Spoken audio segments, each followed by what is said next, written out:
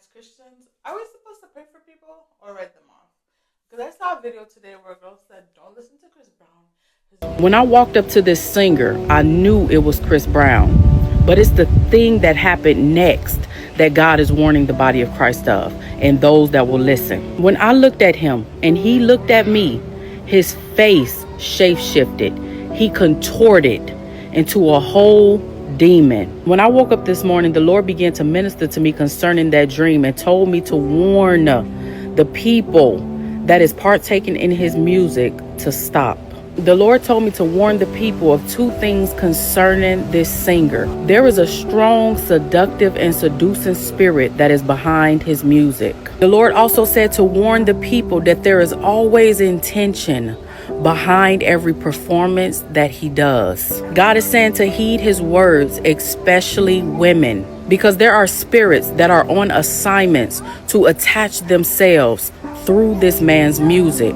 Spirits of perversion, sexual immorality, and the main one that's not talked about enough concerning this man, the spirit of idolatry. Stop listening to this man's music. Stop going to his concerts, because when you leave them concerts, the spirits, they leave with you.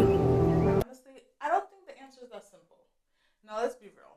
Some of y'all were crying to say goodbye when that boy broke your heart. Then you fell in love again, and with you became your whole personality. Then that relationship fell apart, and Don't Judge Me was on repeat.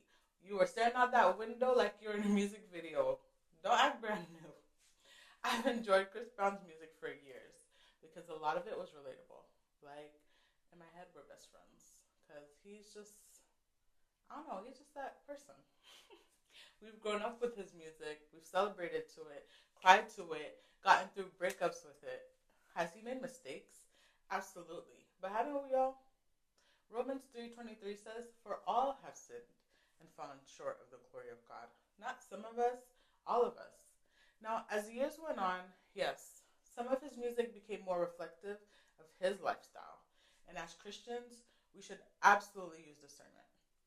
If a song is talking about drinking, sleeping around, revenge, living reckless, I have to ask myself if that's something I want feeding my spirit. But then you'll hear songs about family, growth, heartbreak, mistakes, and life. Songs like Little More hit differently because they're coming from a different place. And fast forward to today, half the internet has "It's Not You, It's Me" on repeat. I know I do. My point is this. Not everything is black and white, just like social media. Not everything on social media is bad. Not everything is good. The same goes for movies, TV shows, podcasts, and music. Philippians 4:8 tells us to think on things that are true, honorable, just, pure, lovely, and commendable. So for me, the question isn't, is Chris Brown evil? The question is, what is this song producing in me? Is it bringing me closer to God or pulling me away from him? And here's where I think we have to be careful. As Christians, when did we start casting people out instead of praying for them? Think about Saul before he became Paul. Most people would have written him off completely, but God saw something different. God transformed him and used him mightily. I'm not saying ignore things that don't align with your faith. Use wisdom, use discernment, guard your heart. But I can choose not to listen to a song and still pray for the person who made it. I can acknowledge someone's mistakes without making those mistakes their entire identity. Because none of us are saved by being perfect. We are saved by God's grace. So what do you think? Should Christians spend more time canceling people or praying for them? Let me know in the comments. Let's talk about it. And if you haven't hit that subscribe button, go hit subscribe.